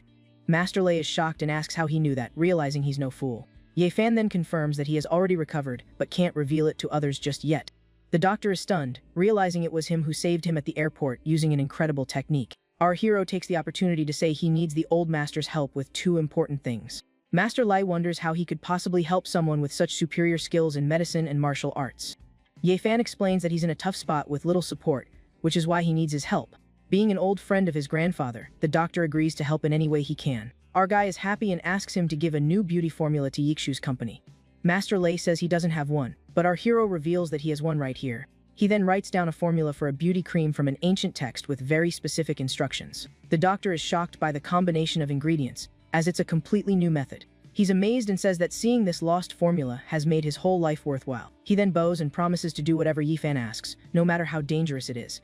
The old man thinks that just being able to study this formula is more than enough of a reward. Our hero helps him up and says the second matter is helping his grandfather recover his health. However, Master Lei refuses the request, saying that unfortunately he can't do that. Master Lei explains that he has been treating the old Yi for years, but his life force has been depleted. Our protagonist reassures him, saying he did everything he could and that more advanced methods are needed. This makes the doctor wonder if Yi-Fan has another ancient medicinal formula. Our guy then says he will teach him an acupuncture technique that will extend his grandfather's life by 20 years. The old master is completely floored by what he just heard. Yi-Fan begins to explain the first needle, called Guanin's Tears. The doctor then recognizes the technique as the legendary 13 Needles of the Ghost Valley. Our hero continues the demonstration with the second needle, which preserves the patient's vitality. He also compliments Master Lei for having a sharp eye and recognizing the technique. The old man gets emotional and says this technique can steal life from the king of the underworld himself. He remembers a medical prodigy who disappeared 5 years ago and asks if that was Yi-Fan. Our guy confirms it was him and is surprised that people still remember him. With that, Dr. Li Qianju kneels and declares himself Yi-Fan's disciple, thanking him for the teachings. Our protagonist is surprised and asks the old master to get up immediately. The doctor explains that 5 years ago, his skills were already superior, and now he wants to learn more. Our hero agrees but asks the old man to only call him master in private. Dr. Lai gets super excited, thinking about the countless formulas he'll be able to study. He then asks how to explain the master's condition, and Yi-Fan tells him to spread the word that he's slowly improving.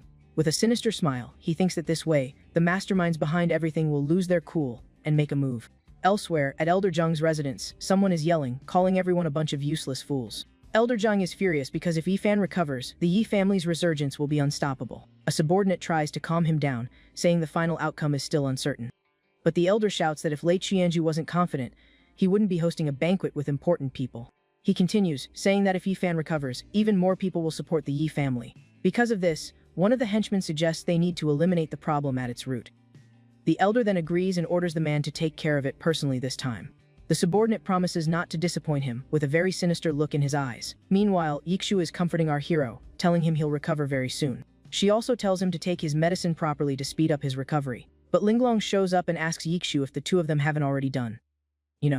Yikshu gets super embarrassed while Linglong teases her, asking why she's acting like that. Our protagonist then gets close to Linglong and asks if she wants a piece of the action too. He hugs her, saying that sleeping with him is very comfortable, but she tells him to stop touching her. Then Linglong pushes him away and tells him to go sleep with Yikshu, because it's not her turn yet. Alone, she wonders how a simple touch left her feeling that way. She then suspects that Yi-Fan did it on purpose and wonders if he's already recovered. Later that night, a car pulls up in front of our hero. Our guy informs him that he needs to go to the Yun City Central Bridge. The man explains that the Wong family is waiting there for a ransom exchange, which is a trap. Our guy smiles and says not to worry, because he's already set up a meeting with the mastermind.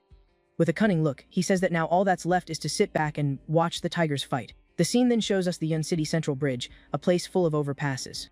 There, the head of the Wong family and his men are hidden, waiting for the target to show up. The old man waits impatiently for the arrival of his son's kidnapper. Suddenly, he receives a message with a picture of his beaten-up son, asking for revenge. The head of the Wong family becomes enraged and swears he'll find the scumbag and finish him. Meanwhile, we see that Wong Che's phone is in our hero's hands. The device's screen shows a message warning that it will call on its own in 10 minutes. With a satisfied smile, Yifan thinks that the final player is about to enter the stage. But then, he notices something. A sports car speeds through the dark city streets. Our guy sees that inside is Zhu Dong and gets furious, remembering that the Su family betrayed his grandfather. Zhu Dong drives with a wicked grin, as he's on his way to meet the killer. But suddenly, our hero appears in front of the car, and Zhu Dong screams in terror to stop. The car then slams on the brakes, stopping just inches from running our guy over. Zhu Dong gets out of the car, furious, and asks if Yifan wants to get himself off by standing in the middle of the road. However, our hero plays dumb and says he got lost and is very hungry. He then grabs Zhu Dong's arm and asks for a ride back home. Discreetly, Yifan uses the moment to slip the phone into the guy's pocket. Zhu Dong shoves him away in disgust and tells him to get lost, leaving him on the ground, all annoyed. With a wicked smile, Zhu Dong tells him to wait there until someone saves him before he starves. But our guy thinks that unfortunately, he just wasted the chance he was given. Meanwhile, inside the car, Wang Che's phone remains off in the traitor's pocket. Our protagonist then thinks that's what you get for walking straight into your own grave. Arriving at the meeting point, Zhu Dong looks around and asks where the person who called him is. From a distance, the Wang family watches him and wonders what the Ye family's adopted kid is doing there. Chief Wang gets impatient and tells his men to keep calling, because he's going to take the guy out. His henchmen try calling several times, but the phone is still off. The head of the Wang family gets even more furious with the whole situation. Suddenly, one of the men gets the call to go through, and the chief asks where he is. Zhu Dong is shocked to hear a phone ringing in his pocket and wonders whose it is. He answers the phone, annoyed, and asks who the heck is on the other side. Chief Wang recognizes the voice and realizes the traitor was Zhu Dong, so he orders his men to attack. With that, Zhu Dong is surrounded and has no clue what's happening around him. With a look full of hatred, the head of the Wang family yells for his henchmen to finish him. While getting beaten up, Zhu Dong shouts to Mr. Wang that it's all just a misunderstanding. But the old man doesn't want to hear it and yells that he got rid of his son and still dares to call it a mistake. The traitor desperately swears that he was at home the whole time and didn't even know the young man. Chief Wang then grabs him and asks why his son's phone was with him. Suddenly, he remembers his encounter with our hero and accuses him of setting him up. He connects the dots and realizes that the destruction of the Xiao family and Yixu's rescue were all our protagonist's doing.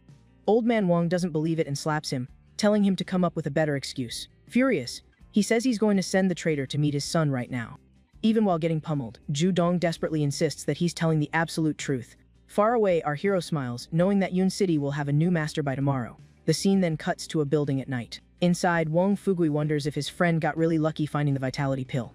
But he decides to focus on leveling up so he can better protect his brother Ye. As soon as he eats the pill, he feels a terrifying power coursing through his entire body. The energy explodes, and the big guy starts going through an incredible transformation. Wang Fugu screams in pain as the pill's energy rushes through his body with full force. Suddenly, a huge golden light shoots up into the sky, indicating that someone has leveled up. Linglong notices the energy is coming from the Wang family's house and wonders if that goofball Fugai became a grandmaster. But she thinks it's good that he got stronger, so he can better protect our hero. Suddenly, she feels a strange spiritual warmth and starts blushing, not understanding why. She remembers that ever since Yifan touched her, a mysterious energy has been nourishing and strengthening her body. This makes her wonder if this is the secret our guy has been hiding all this time. Meanwhile, outside the Su Group headquarters, things are pretty busy. The Su family is holding a press conference, and everyone is wondering what they can possibly do now. One of the guests suggests that maybe they have a new medicine to present to the public. But he quickly dismisses the idea, thinking it's just a last-ditch effort on their part. A young man assures Patriarch Liu that they will deal with the Su family so that no one else supports the yes. Liu Ran, the patriarch of the Liu family, praises the young man and promises a handsome reward for his service. Suddenly, everyone is shocked to see who's arriving in the event's VIP section. It's Chairman Xiao of the Xia Group and Governor, General Sun Qian, heavy hitters in the city. The villain is shocked and wonders why such powerful people are there for the Yi family. Yixu takes the stage, looking stunning, and thanks everyone for supporting the Su Group. She begins by explaining that they were going to launch a new medicine, but the Li Group launched a similar one yesterday. everyone is surprised, as the Lee family has never been in the cosmetics business, which sounds very suspicious. The Lee family's representative stands up furiously and accuses her of blatant plagiarism. He scoffs, saying he's going to sue her for trade secret theft until she goes bankrupt. He even offers to buy her company in exchange for a share of the medicine he launched, but Yikshu calmly refuses the offer and says that won't be necessary. She then announces the launch of the Snow Glow Beauty Cream, a product based on an ancient formula. The crowd goes wild with the promise of a cream that removes scars without leaving a mark. Lu Ran questions the young man, since he had said he stole the Su family's secrets.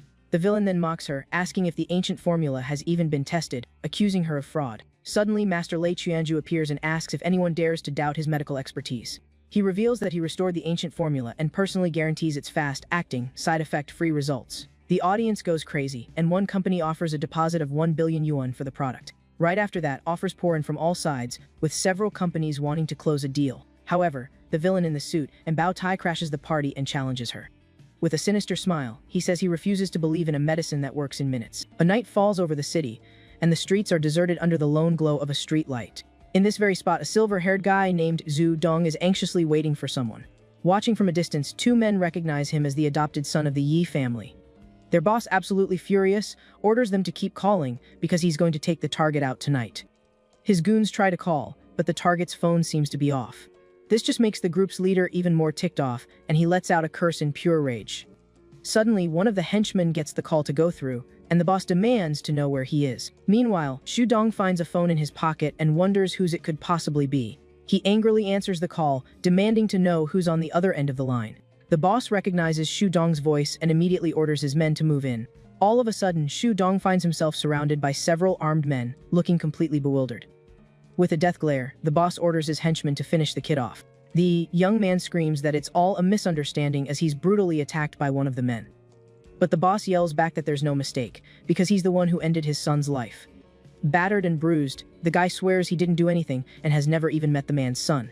The furious man then grabs him and demands to know why he has his son's phone. Just then, the guy remembers bumping into Yi Fan and screams that he was the one who framed him.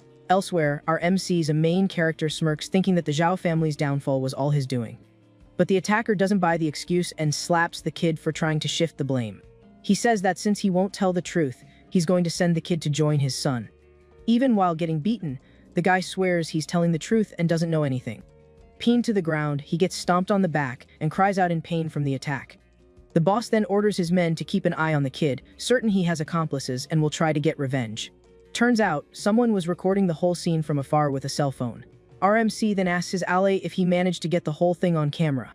Ye Fan tells a stranger to send the video out and let them tear each other apart like dogs. With that, our hero hands over a vial, explaining they are pills to power up his ally. The man is shocked, wondering if he can really still level up at over 50 years old. Yi Fan assures him that if he follows him, he'll have a bright future, and the old man thanks him profusely. The Ellie gets emotional, having spent billions trying and failing to find an alchemist. Our MC says there are 5 pills in the vial, he should give one to Lord Hugh and distribute the others. Hearing this, the man swears his undying loyalty and promises to do whatever the young master commands. He then asks if he should give one of the pills to young Master Wong, and Yi Fan asks who that is. Our hero smiles and states that with any luck, by tomorrow the city will have a new Grandmaster level expert. The scene then shifts to a large mansion at night, bathed in the glow of the moon. Wong Fugi wonders if Yi Fan just got lucky finding a vitality pill inside a rock.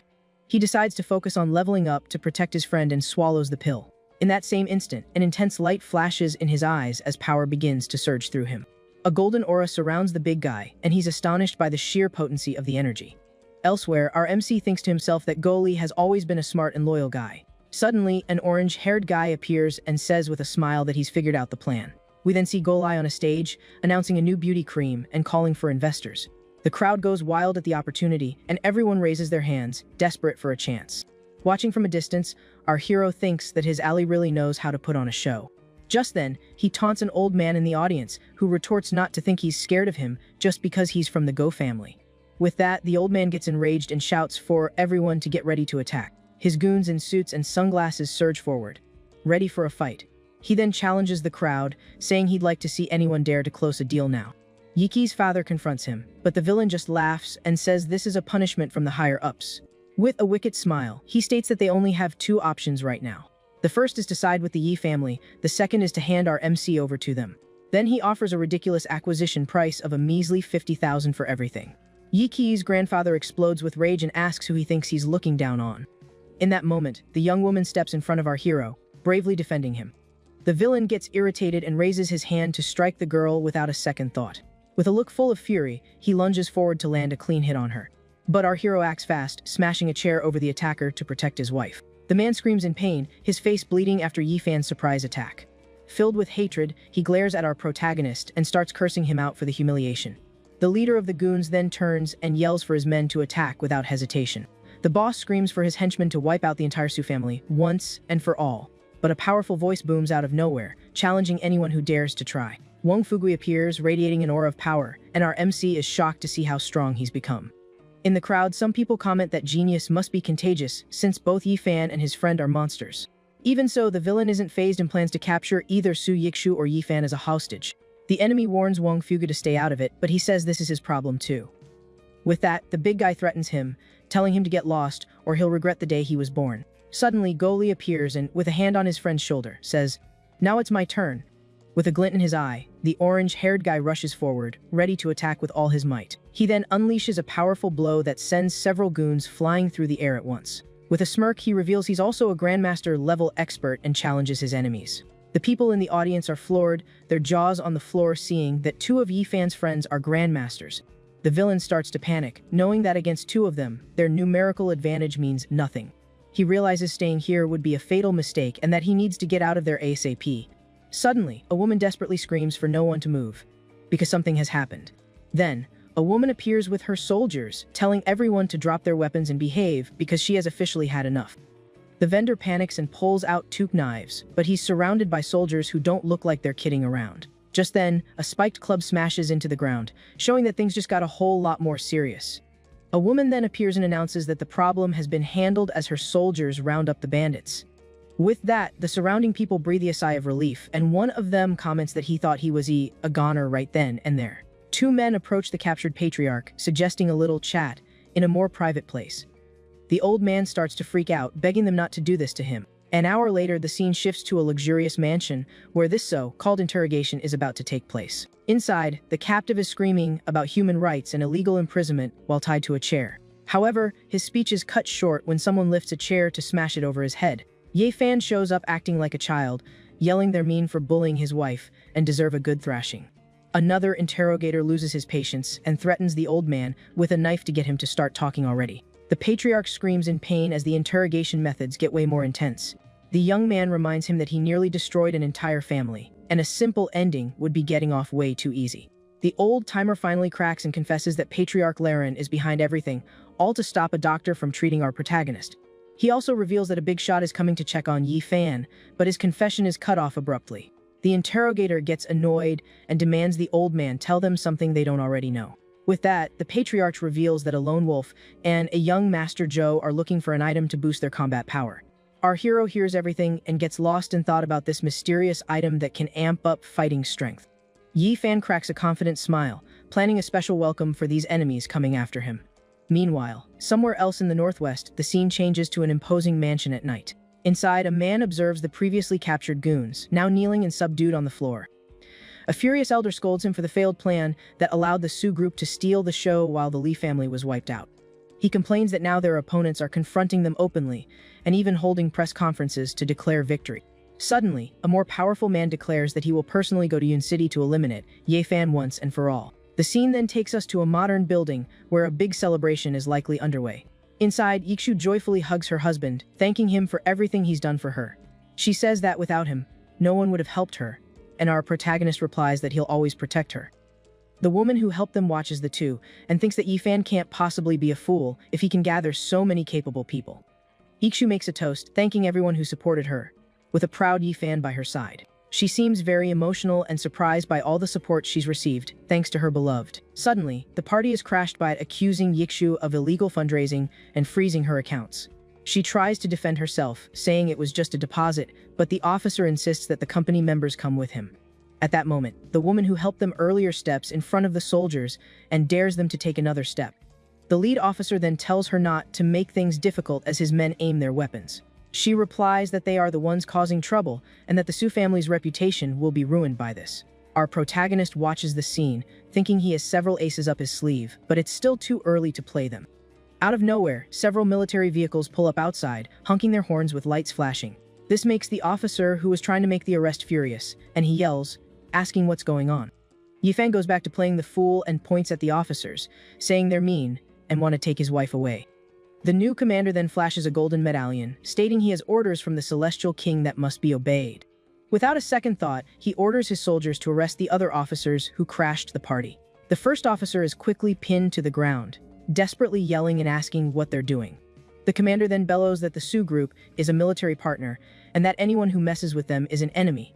Afterward, he and his troops withdraw, while our hero thinks the matter is settled for now. With a determined look, Yifan decides it's finally time to start that thing.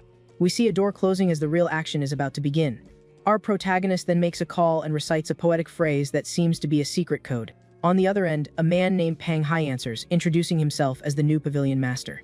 He reveals he's the president of a group and the butler of the Tianji pavilion, and that he's been waiting 20 years for this. Yifan then orders him to unfreeze the Sioux group's accounts and suppress all negative news within 10 minutes. With a determined look, Pang Hai assures his master that he will do everything in his power to complete the task.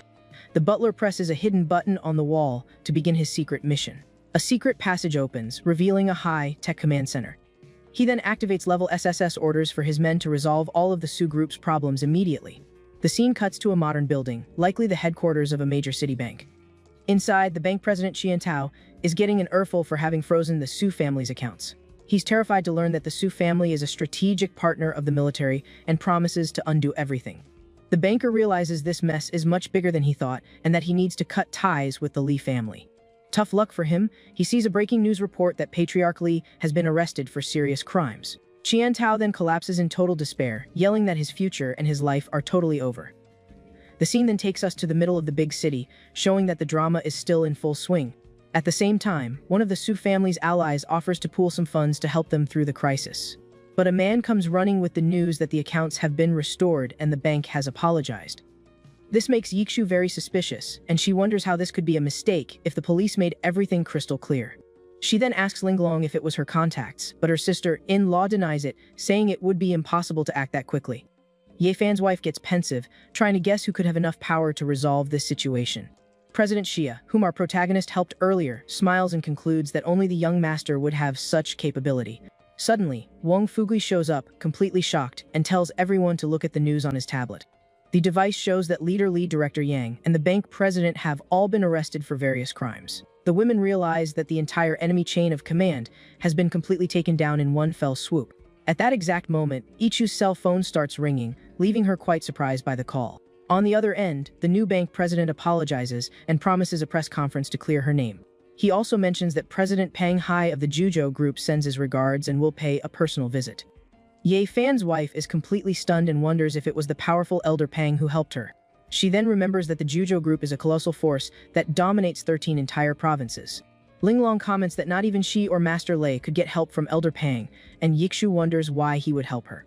She then looks at Yi Fan and begins to suspect that the Elder is just returning a favor to her beloved.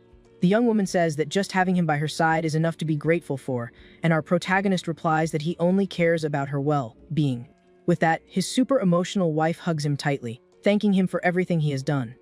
The scene then takes us to a private residence in the northwest where the real villains are plotting. There, one of the enemies slams his fist on the table in anger upon learning that his people were defeated by the military.